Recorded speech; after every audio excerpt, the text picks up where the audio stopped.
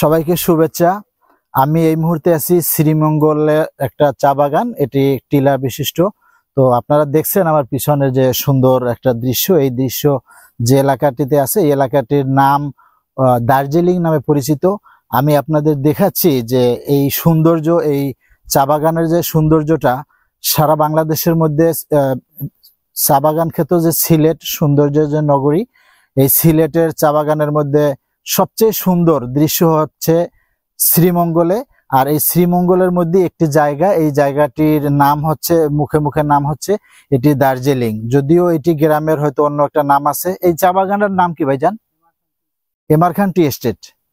এই চা বাগানটি হচ্ছে এমারখান টি এস্টেট, বাট এটির নাম সৌন্দর্যের কারণে এলাকাবাসী বা সারা বাংলাদেশে এটি দার্জিলিং নামে ছড়িয়ে পড়ছে। তো আপনাদের আজকে দেখাচ্ছি যে এই চা বাগানের যে সৌন্দর্য এবং আশপাশে এখানে আসতে কিভাবে আসতে হয়। শ্রীমঙ্গল থেকে ট্রেন বা বাস যোগে আপনি শ্রীমঙ্গল স্টেশন থেকে এখানে সহজেই আসতে পারবেন সিএনজি বা টমটমের মাধ্যমে।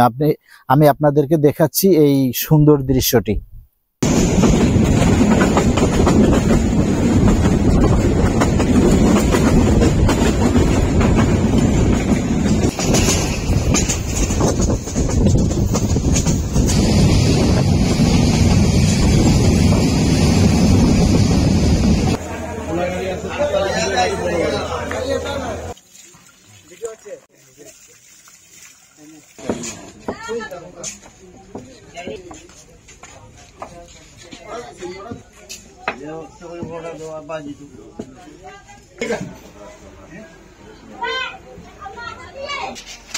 বাংলা টিস্যু,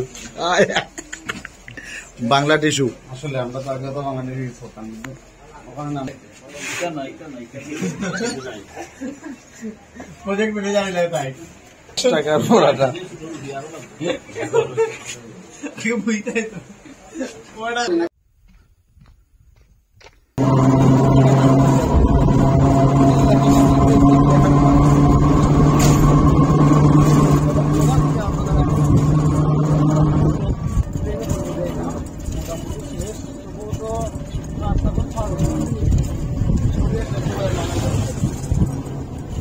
আজ আমরা এসেছি সিলেটের মৌলভীবাজারের শ্রীমঙ্গলের এমারখান টি এস্টেটে, যেটাকে সবাই দার্জিলিং টিলা নামে পরিচিত, এই নামেই বেশি পরিচিত।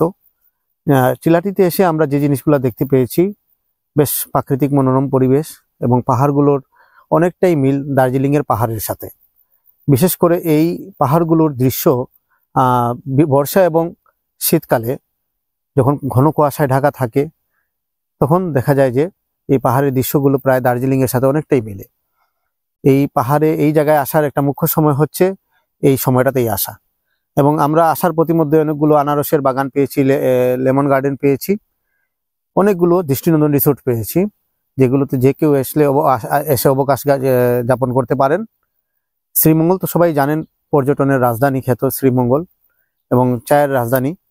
তো এই জায়গায় আসতে পারেন, অবকাশ কাটাতে আসতে পারেন, এবং এটা এই রিসোর্টটাকে যদি আমরা, এই ক্ষেত্রটাকে যদি আরো বেশি যত্ন নেওয়া যায় তাহলে আরো বেশি সবার সামনে সুন্দরভাবে উপস্থাপন হবে বলে আমি মনে করি। ধন্যবাদ। আমরা তো এসেছি সিলেট থেকে, সিলেট শহর থেকে। সুন্দরের রাজধানী হিসেবে সিলেটের একটা সুনাম আছে, বিশেষ করে চা বাগান এবং প্রাকৃতিক সৌন্দর্য, পানি, এইসব নিয়ে। তো এই সার্বিকভাবে বৃহত্তর সিলেট যদি ধরা হয় তাহলে চা বাগানটা সবার আগে চলে আসে, এবং চা বাগানের কথা আসলেই চায়ের রাজধানী শ্রীমঙ্গলের কথা চলে আসে। মৌলভীবাজারের শ্রীমঙ্গল চায়ের জন্য খুবই বিখ্যাত, অনেকেই এসছেন। আমরা আজকে এসছি দার্জিলিং টিলায়। এটা আমরা সকালে ট্রেনে এসছি, ট্রেনে এসে শ্রীমঙ্গল স্টেশনে নামলাম। নামার পর ওই জায়গা থেকে একটা ইজি বাইক নিয়ে, যেটা টমটম বলা হয় লোকালি, ইজি বাইক নিয়ে আমরা চলে এসছি। প্রবেশ পথে গেটের মধ্যে এসে গাড়ি রেখে দিতে হয়েছে, কারণ ওই পরে আর গাড়ি আসে না। ওই জায়গায় এসে রেখে 15 মিনিটের মতো হেঁটে তারপর আসতে হয়। এই হাঁটার জায়গাটা একটু কষ্টকর, কিন্তু এই হাঁটাটা যদি একটু করা যায়, উপভোগ্য করা যায়, তাহলে যখন হেঁটে কষ্ট করে আপনি যখন দার্জিলিং টিলায় আসবেন তখন যে প্রাকৃতিক সৌন্দর্য, সবুজ ছায়াঘেরা ঝিরিঝিরি হাওয়া, কাঁঠাল গাছ, এগুলো আপনার সব ক্লান্তি দূর করে দেবে। আমরা এসেছি ভাদ্র মাসে, তবে সাধারণত বর্ষার দিকে যখন বৃষ্টি হয় তখন সব সবুজ সতেজতা বেড়ে যায় এবং সেই সময়টাতে সুন্দর লাগে, প্রকৃতি ফুটে ওঠে। এর বাইরে হচ্ছে যদি শীতের শুরুর দিকে যদি আসা যায় তখন হচ্ছে এই ক্লান্তি ভাবটা আরো কমে যায় এবং উপভোগটা আরো বেশি হয়। আমরা এখানে দেখছি এই বাগানেরই দায়িত্বশীল একজন মানুষ, আমরা বড় ভাই আছে। ভাইজান, আপনার নাম কি? আব্দুল মতিন। আপনি যদি একটু বলেন আপনার এই বাগানটা কি নামে পরিচিত বা এই জায়গায় কোন ধরনের মানুষ আসে? এটা মূলত আগে ছিল আপনার 10 নম্বর সেকশন, বুঝছেন? এটা তো চা বাগানের সেকশন ছিল, 10 নম্বর সেকশন। লোকজন গত বছর থেকে এখানে আসে। প্রথম আলোর একজন সাংবাদিক আসছিল, উনি একটা প্রতিবেদন করছিল। ওই প্রতিবেদনের ভিত্তিতে ওনারা মানে লোকজন আসা শুরু করছে। উনিও নাম দিছে টিলাটা দার্জিলিং এর মতো দেখতে সুন্দর লাগে, দার্জিলিং টিলার নাম দিছে। আর এই থেকে লোকজন আসা শুরু হয়েছে, অবিরত লোক আসে, মানে ভাইরাল হইতেছে, আসতেছে বিভিন্ন জায়গা থেকে, অল বাংলাদেশ থেকে লোকজন আসতেছে, বাইরে থেকেও আসে।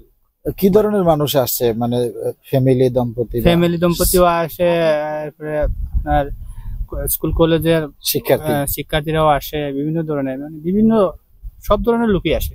কয়টা থেকে কয়টা পর্যন্ত এখানে আসতে পারে? সকাল 8টা থেকে শুরু আর বিকেল 6টা পর্যন্ত চালু থাকে। 6টা পর্যন্ত লোকজন আসে। এরপরে বন্ধ হয়ে যায়। প্রতিদিন চালু আছে, প্রতিদিন সপ্তাহে 7 দিন চালু আছে। কিন্তু সমস্যা হয়েছে মানে এখানে আসলে পরে আপনার ওই এমআর খানের যে মেইন গেট আছে ওই গেট থেকে হেঁটে আসতে হয়। যখন হেঁটে আসতে হয় তখন মানে পানি টানি সঙ্গে নিয়ে আসলে ভালো। যারাই আসেন না কেন পানি টানি সঙ্গে রাখবেন, কিছু খাবার, অল্প খাবার দাবার রাখবেন, মানে এনে আসলে এগুলা দরকার। এমআর খান টি এস্টেট থেকে 15 মিনিট হাঁটলেই তো হয়। 15 মিনিট 10-15 মিনিট বা 20 মিনিট, 15 মিনিট একবারে মিনিমাম 15 মিনিট লাগবে। 15 মিনিট লাগবে। তো এখানে সৌন্দর্যটা কোন সময় বেশি ফুটে? এই যদি সৌন্দর্য বিকেল বেলা সবচেয়ে ভালো, বিকেলের দিকে বা সিজন, যেমন এখন তো শরৎকাল, শীতকালে সৌন্দর্যটা বেশি। এবং বৃষ্টির দিনে কেমন? বৃষ্টির দিনে হয়, মানে বৃষ্টির দিনে তো মনে করেন মানে পর্যটক যারা আসে না কেন মানে তো বিভ্রান্তি হয়ে যায়, বৃষ্টির কারণে অনেক সময় কাদা হয়ে যায়, মানে আসা যাওয়া। কিন্তু শীতের সময় সবচেয়ে ভালো, শীতে সবচেয়ে ভালো, বেটার। নিরাপত্তা বা এমনি কেমন কি? নিরাপত্তা ভালো, কোনো ধরনের কোনো ইয়ে নাই, মানে আমাদের এখানে কোনো ছিনতাই বা কোনো ধরনের কোনো বাজে কোনো ইয়ে হয় না। পরিবেশ ভালো, আর কোনো ধরনের নিরাপত্তা নিয়ে কোনো ধরনের কোনো চিন্তা করার দরকার নেই, খুব ভালো পরিবেশ। বাজারের শ্রীমঙ্গল উপজেলায় একটা দার্জিলিং টিলা বলে আর কি এটা। এই জায়গাটা আসলে আমরা অনেকেই হয়তো জানি না, কিন্তু এই জায়গাটা আসার পরে আমি যা অনুভব করতেছি অনেক একটা সুন্দর জায়গা। এটা আমরা সবাই জানি যে মৌলভীবাজারে বাংলাদেশের পর্যটন রাজধানী এবং চার রাজধানী হিসেবে খ্যাত আর কি। তো আমাদের মৌলভীবাজারের অনেক বা শ্রীমঙ্গলে অনেক পর্যটক স্পট আছে। তো তার মধ্য দিয়ে হয়তো আমরা অনেকে এই পর্যটক স্পট আমরা জানি না, কিন্তু আমরা কয়েকজন আসার পরে যা ফিল করতেছি এটা অন্যতম সবচেয়ে সুন্দর জায়গা, নিরিবিলি জায়গা। আপনি যদি শহরের কোলাহল থেকে বাঁচার জন্য বা একটু শান্তির জন্য যদি এই জায়গায় ঘুরতে চান তাহলে দেখবেন যে এখানে অনেক সুন্দর, এবং কি আপনি যতক্ষণই থাকেন আর কি মানে একটা অন্যরকম ফিল পাবেন, একটা অন্যরকম অনুভূতি নিয়ে আপনি যেতে পারবেন। এখানে মানে গ্রামীণ একটা পরিবেশ, তারপরে চা আছে, চা বাগান, প্লাস পারিপার্শ্বিকতা, অন্যরকম যে প্রকৃতির একটা ছোঁয়া, এটা একটা অন্যরকম ফিল ক্রিয়েট করে। তো আমি বলবো যে আমরা সবাই যেন এই দার্জিলিং টিলাটা আসে। তো এখানে আসতে হলে আপনাকে ইয়ে করতে হবে, মানে এখানে আমরা ওই শ্রীমঙ্গলের যে ইজিবাইক স্ট্যান্ড যে আছে বা টমটম যে স্ট্যান্ড আছে ওইখান থেকে আপনাকে মানে স্ট্যান্ড যুগে ওই জায়গাটা আসতে হবে। আপনি পুরোপুরি স্পটে হয়তো আসতে পারবেন না, আপনাকে একটু কষ্ট করতে হবে, কিন্তু কষ্ট হোক কিছুটা, কিন্তু আসার পরে বলা যায় যে এখানে একটা মানে বিদেশি ফিল লাগে আর কি। আমার কাছে যা মনে হচ্ছে যে এরকম বাংলাদেশের সিলেটে অনেক চা বাগান আছে, বাট এইরকম স্টাইলের চা বাগান হয়তো নাই আর কি, যে একটা দার্জিলিং ভাব লাগতেছে। আর এটার নাম বিশেষ করে দার্জিলিং টিলা, এবং নামের সাথে এর যে কর্ম বা সৌন্দর্য সেটা একটা সংমিশ্রণ আছে।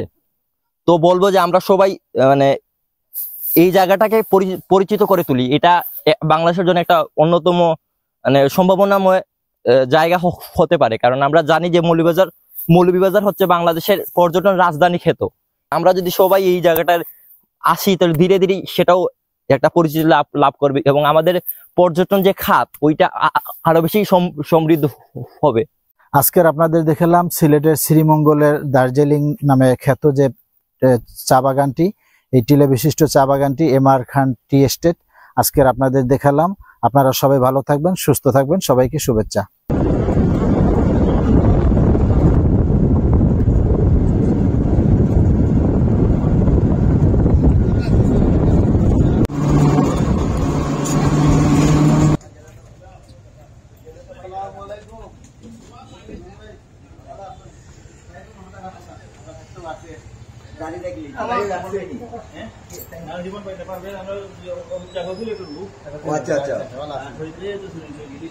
আমার তো সিনবান